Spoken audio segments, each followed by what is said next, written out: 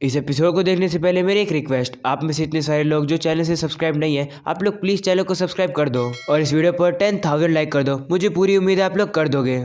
Farming life in another world के episode 7 की starting में हम लोग हिराको को देखते हैं। वो कहने लगता है, मैं अब इस विलेज का मेयर हूँ, लेकिन मेरा काम करने का रूटीन बिल्कुल भी चेंज नहीं हुआ है। जिसके बाद हम लोग देखते हैं ज़ाबुटोन खतरे की घंटी बजाने लगता है। तभी कूड़ा लाकर हिराको को बताते हैं कि डीमन किंगडम से एक मैसेंजर आया है। ये सुनकर हिराको शौक होकर कहता है, एक मैसेंजर? और अब अगले सीन में हम लोग देखते हिराको उस मैसेंजर से मिलने आता है। वो मैसेंजर अपना नाम बीजल बताता है। वो कहता है, मैं यहाँ के लीडर से बात करना चाहता हूँ। तो हिराको से कहता है, बोलो, मैं हूँ यहाँ का मेयर। ये सुनकर बीजल हिराको को एक गिफ्ट देता है। वहीं इस गिफ्ट को देखकर लू काफी ज्यादा खुश होती है। बीजल कहने लगता है, मेरे पास डीमन लॉर्ड का एक मैसेज है, वो तुम्हारे यहाँ के सेटलमेंट के बारे में डिस्कस करना चाहते हैं। ये सुनकर हिराको याद करता है कि लू ने उसे एक बार बताया था कि ये जगह डीमन लॉर्ड के अंडर में आती है। हिराको सोचने लगता है कि क्या डीमन किंग ये चाहते हैं जितने समय भी मैं इस जगह पर रहा हूँ वो मुझसे इस चीज का टैक्स लेना चाहते हैं, या तो वो मुझसे कहना चाहते हैं कि मैं इस प्रॉपर्टी से दूर हो जाऊँ। और अब हिराको सोचते है कुछ भी करने से पहले मुझे लू और टिया की एडवाइस ले लेनी चाहिए। जिसके बाद उनकी तरफ देखता है तो लू और टिया उसे इशारे करके कहती हाँ। और अब हिराको सोचता है कि मेरी पहली ड्यूटी होने वाली है मेयर के तौर पर, इसलिए मुझे इसे अच्छे से हैंडल करना होगा। और अब वो बीजल से कहते हैं, डीमन लॉर्ड को कहो कि हमें इस जगह पर रहने दे, उसके बदले में टैक्स के तौर पर हम लोग अपनी फसल का कुछ हिस्सा आपको देंगे।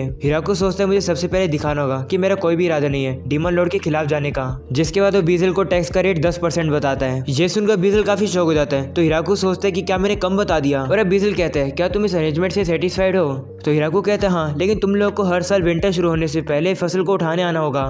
तो बीजल कहते हैं, ठीक है, समझ गया, आगे से हम लोग ऐसे ही करेंगे। ये सुनकर हिराको सोचता है कि क्या ये इतनी जल्दी सेटल हो गया। और अब अगले सीन में हम लोग देखते हैं हिराको एग्रीमेंट पर साइन कर देता है। हिराको कहता है कि टैक्स के तौर पर हम लोग इन्हें फसल तो देंगे, लेकिन हम इन्हें दूध, अंडे, शहद और अल्कोहल नहीं देंगे। अगर उन्हें वो चाहिए तो उनके लिए उन्हें ट्रेडिंग करनी होगी। जिसके बाद हिराको बीजल को जाते टाइम एक गिफ्ट दे देता है। और अब बीजल वहां से चले जाता है। वहीं हिराको सभी से पूछता है, क्या मैंने सही तरीके से इस काम को हैंडल किया?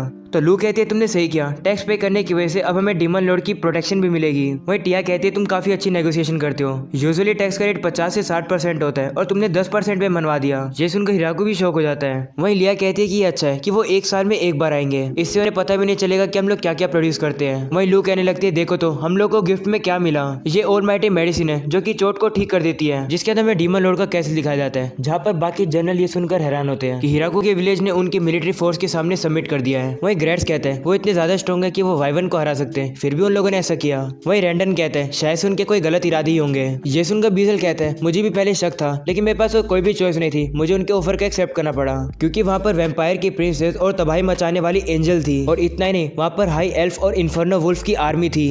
और जो एंजल मुझे लीडर के पास लेकर गई वो तीनों किलर एंजल्स थी। अगर मैं उनके ऑफर को मना करता तो वो लोग हमारे दुश्मन बन जाते हैं। उन्होंने मुझे ये गिफ्ट भी दिया। जिसके बाद हम लोग देखते हैं वो लोग उस गिफ्ट को खोलते हैं, उसके अंदर होते हैं एप्पल्स। ग्रैड्स उसे खा के देखता है, उसे वो काफी ज्यादा टेस्टी लगते हैं। जिसके बाद बीजल उस गिफ्ट के कपड़े को देखता है और कहता है, ये तो ग्रेट डीमन स्पाइडर ने बनाया है, ये वही स्पाइडर है जिसने प्रीवियस डीमन लॉर्ड्स के साथ बराबरी की फाइट करी थी। जैसे ही रैंडन ये सुनता है वो कहता है, मैं तो रिजाइन कर रहा हूँ, उनके पास इतने पावरफुल लोग हैं। और अब अगले सीन में हम लोग देखते हैं द्राइम, जो कि ड्रैगन्स का ट्रू रूलर है, वो हिराको के विलेज में आता है। वहीं द्राइम का सर्वेंट हिराको को एक गिफ्ट देता है, तो वो लोग भी उस गिफ्ट को एक्सेप्ट कर लेते हैं। उस गिफ्ट के अंदर काफी एक्सपेंसिव तलवार होती है। हिराको इसके लिए उनका शुक्रिया करता है और कहता है, वैसे तुम लोग यहाँ पर क्यों आए हो? तो सर्वेंट बताता है कि हमारा घर यहाँ से थोड़ा दूर है, लेकिन आप हमारे नेबर हो, इसलिए हमें लगा कि आपसे हमें ग्रीटिंग करनी चाहिए। ये सुनकर हिराको कहते हैं, ये तो काफी अच्छी बात है, लेकिन तुम्हारे मास्टर अपना सर क्यों झुकाए हुए हैं? तो वो सर्वेंट हिराको से माफी मांगता है और अपने मास्टर को सर ऊपर करने के लिए कहता है। द्राइम भी मान जाता है और वो अपने सर को ऊपर करता है और वो काफी बड़ा ड्रैगन लगता है अब तो। और अब हिराको कहने लगता है कि मैं आप लोग को इनवाइट तो करना चाहता हूँ, लेकिन द्राइम का साइज कुछ ज्यादा ही बड़ा है। ये सुनकर वो सर्वेंट अपने मास्टर को अपना साइज छोटा करने के लिए कहता है, तो द्राइम भी मान जाता है। जिसके बाद वो अपने फॉर्म को चेंज करके अपने आप को ह्यूमन फॉर्म में ले आता है। वहीं हिराको नोटिस करता है कि द्राइम तो कुछ ज्यादा घबराया हुआ लग रहा है। और अब रात हो जाती है। द्राइम को वाइन पीकर काफी ज्यादा मजा आने लगता है। वो कहता है, मैं घर नहीं जाऊंगा, मैं यहीं पर रहूंगा। तो उसका सर्वेंट उसे कहता है, तुम ऐसे नहीं कर सकते हो, तुम्हारे घर पर काफी सारे लोग हैं जिन्हें तुम्हें प्रोटेक्ट करना है, इसलिए हमें चलना चाहिए। इन लोगों ने हमें काफी सारे गिफ्ट भी दिए हैं। तो द्राइम भी मान जाता है। जिसके बाद वो लोग अपने घर की तरफ चले जाते हैं। वहीं हिराको कहते हैं, मुझे पहले सोचना चाहिए था, अब मुझे डिसाइड करना होगा कि हम लोग अपने गेस्ट को कैसे हैंडल कर सकते हैं। और अब सुबह हो जाती है। हिराको लिया से कहने लगता है, अच्छा नहीं लगता है कि हम लोग अपने गेस्ट का वेलकम एंट्रेंस पर ही करें, और मैं कंफर्टेबल भी नहीं हूँ कि मैं उन्हें अपने घर में इनवाइट करूँ, इसलिए मैंने डिसाइड किया है कि हम लोग अपने गेस्ट के लिए एक प्रॉपर गेस्ट हाउस बनाएंगे। हिराको कहता है कि हम लोग ऐसा गेस्ट हाउस बनाएंगे जिसमें 4 लोग आराम से आ जाएं। तो लिया कहती है, ये तो काफी छोटा पड़ जाएगा, क्या होगा कि अगर आगे से लोग ग्रुप में आ गए तो, इसलिए हम लोग को ऐसा गेस्ट हाउस बनाना चाहिए जिसमें 30 लोग आराम से आ जाएं। तो हिराको भी इस बात पर मान जाता है। जिसके बाद वो लोग गेस्ट हाउस का डिजाइन सोचने लगते हैं और अब वो फाइनली गेस्ट हाउस को बनाना शुरू कर देते हैं।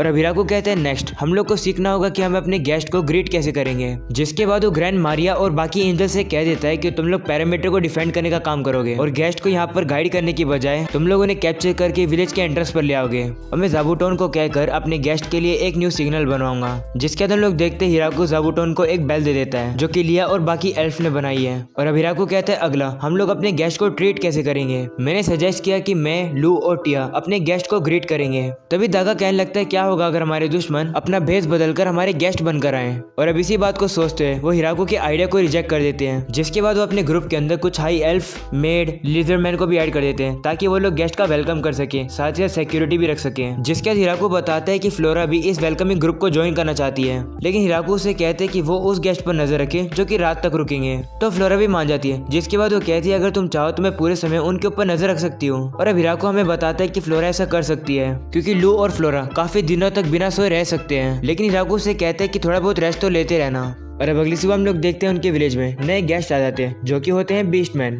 वहीं उनका लीडर गाफ कहने लगता है हम लोग हाउलिंग विलेज से आए हैं और हम लोग तुम्हारे विलेज के साथ रिलेशन बनाना चाहते हैं। ये सुनकर लू हिराकू को कहती है मैं इन लोगों को हैंडल करती हूँ। और अब लू उन लोगों से जाकर कहती है आप लोग थक गए होगे, मैं आपको हमारे गेस्ट हाउस में लेकर चलती हूँ, वहाँ पर आप लोग रेस्ट कर लेना। तो क्या आप सिर्फ इतने ही लोग हो? जिस पर गाफ कहते हैं कि हाँ हम लोग इतने ही लोग हैं। ये सुनकर लू कहती है ठीक है तो हम लोग बाकी दो को दुश्मन मान लेते हैं। ये सुनकर हिराकू कहता है तुम किस बारे में बात कर रही हो? तभी हमें पता लगता है कि दो लोग छुपे हुए होते हैं जिनको इन्फर्नो वुल्फ डराकर बाहर निकाल देते हैं। ये देखकर गाफ कहता है माफ करना, शायद से ये लोग पीछे रह गए थे। तो लू कहते हैं तुम्हें ध्यान रखना चाहिए था कि तुम सभी लोग एक साथ रहो और हाँ तुम्हारी भलाई इसी में रहेगी कि तुम लोग बिहेव करके यहाँ पर रहना, क्योंकि यहाँ पर ऐसे भी लोग हैं जिनसे मैं भी डरती हूँ। ये सुनकर गाफ कहते हैं ठीक है समझ गया, हम लोग बिहेव करके रहेंगे। जिसके बाद हम लोग देखते हैं वो लोग गेस्ट हाउस में आ जाते हैं जहाँ पर सभी मेड उन बीस्टमैन का स्वागत करती है। सारे लोग इतनी खूबसूरत मेड्स को देखकर काफी ज्यादा खुश हो जाते हैं। जिसके बाद हम लोग देखते हैं टिया डोर को लॉक कर देती है। तो हिराकू से कहते हैं तुम क्या कर रही हो? जिस पर वो कहते हैं क्या तुमने नोटिस नहीं किया जब भी कोई विजिटर हमारे विलेज में रिलेशन बनाने आता है वो अपने साथ तोहफा जरूर लाता है, जैसे वो ड्रैगन लाया था, लेकिन ये लोग कोई तोहफा नहीं लाए। ये सुनकर हिराकू कहते हैं क्या इसका मतलब ये लोग फ्रेंडली नहीं है? जिस पर टिया कहती है पता नहीं, लेकिन अगर ये लोग रूल्स को फॉलो नहीं करेंगे तो इन्हें हमारी विजिटर ट्रीटमेंट नहीं मिलेगी। और ऊपर से मुझे इस बारे में चिंता हो रही है कि दो लोग छिपे क्यों हुए थे। जिसके बाद हम लोग देखते हैं वो सारे बीस्टमैन को खाने में फल फूल खिलाएंगे। इस वजह से हिराकू को थोड़ा बुरा लगता है। वो मेड से कहते हैं कि हम लोगों ने थोड़ी वाइन दे सकते हैं। ये सुनकर मेड गुस्सा होती है और कहती है नहीं, वो हमारे लिए कोई भी गिफ्ट नहीं लेकर आए। और अगले सीन में हम लोग देखते सारे बीस्टमैन वो कच्ची सब्जियां काफी मजे से खा रहे हैं। उन्हें देखकर हिराकू को बुरा लग रहा होता है, इसलिए वो उन्हें वाइन दे ही देता है। लेकिन मेड की रेस्ट्रिक्शन पर एक पर्सन 2 गिलास से ज्यादा नहीं पिएगा। हिराकू सोचता है कि हमें नहीं पता है कि ये हमारे दुश्मन है या फिर नहीं, लेकिन ये काफी दूर से आए हैं, इसलिए मैं इन्हें काइंडनेस दिखाना चाहता हूँ और अब मैं इनसे पूछूंगा आखिरकार ये करने क्या आए हैं। और अब वो गार्फ से पूछता है तुम्हारा विलेज कैसी जगह है? तो गार्फ बताता है कि हमारा विलेज 500 साल पुराना है और वहाँ पर कम से कम 100 लोग रहते होंगे। और अब हिराकू बताते हैं कि इनका विलेज हाउलिंग विलेज उन लोगों से भरा हुआ है जो कि अपनी जिंदगी में हंटिंग और माइनिंग करते हैं और ये लोग माउंटेन के पार ह्यूमन विलेज में ट्रेडिंग करके ही सर्वाइव कर पाए हैं, लेकिन किसी रीजन की वजह से इनकी ट्रेडिंग रुक गई है और ये लोग अब जगह ढूंढ रहे हैं जहाँ पर ये लोग ट्रेडिंग कर सके, इसलिए वो लोग हमारे विलेज में आए हैं। जिसके बाद हिराकू से पूछते हैं कि तुम्हें हमारे विलेज के बारे में कैसे पता? जिस पर वो कहते हैं कि डीमन किंग के लिए काम करने वाले एक बंदे ने बताया था। जिसके बाद हम लोग टिया को देखते हैं वो उसी बंदे से पूछते कि तुम दोनों छुपे क्यों हुए थे? जिस पर वो कहते कि अगर बाकी लोगों को कुछ हो जाए तो कोई तो होना चाहिए ना जो कि विलेज में जाकर वापस रिपोर्ट दे सके। वहीं ये सब देखकर हिराकू कहता है टिया काफी अच्छा काम कर रही है इन्फॉर्मेशन निकालने का। और अब सुबह हो जाती है। हिराकू का पता लग जाता है कि सारे बीस्टमैन उनके दुश्मन नहीं है, बल्कि सच्ची में वो हमारे साथ ट्रेडिंग करना चाहते हैं। गार्फ कहने लगता है कि हम लोग करेंसी का यूज नहीं करते हैं, तो हिराकू से कहते हैं हम भी नहीं करते हैं। और अब हिराकू सोचते हैं कि हमें करेंसी एक दिन बनानी तो पड़ेगी। और अब गार्फ कहने लगते हैं क्या तुम लोग हमारे विलेज में आके ट्रेडिंग कर सकते हो? क्योंकि इतना सारा सामान टाइम पर इधर से उधर लेकर जाना हमारे लिए काफी ज्यादा मुश्किल है। ये सुनकर हिराकू सोचता है कि मैं तो कुरो और बाकी डॉग्स का यूज कर सकता हूँ सामान को इधर से उधर लेकर जाने के लिए। और अब वो गार्फ से कहते हैं ठीक है तुम्हें क्या ट्रेड करना है? जिस पर वो कहते हैं कि हमने अपने हाथों से ये चम्मच गिलास वगैरह बनाए हैं, उन्हें हम लोग ट्रेड करेंगे। ये सुनकर हिराकू कहते हैं मुझे ये सब चाहिए। और अब गार्फ कहते हैं बदले में तुम हमें खाने का सामान दे देना। तो हिराकू भी उसकी बात को मान जाता है और इसी के साथ शुरू हो जाता है हिराकू का हाउलिंग वुल्फ के साथ ट्रेड रिलेशनशिप। और सारे बीस्टमैन वहाँ से जाने लगते हैं। गार्फ हिराकू से कहता है मुझे माफ करना, मुझे नहीं पता था कि ऐसे ट्रेडिशन भी होते हैं कि दूसरे विलेज में जाओ तो उनके लिए गिफ्ट लेकर जाने होते हैं। हमारे विलेज में ऐसे ट्रेडिशन नहीं होते, लेकिन अगली बार मैं गिफ्ट जरूर लाऊंगा। लेकिन हमारा विलेज गरीब है, इसलिए हम लोग अच्छा गिफ्ट नहीं ला पाएंगे। तो हिराकू से कहते कोई बात नहीं, गिफ्ट जरूरी नहीं है, उसके पीछे की फीलिंग्स जरूरी है।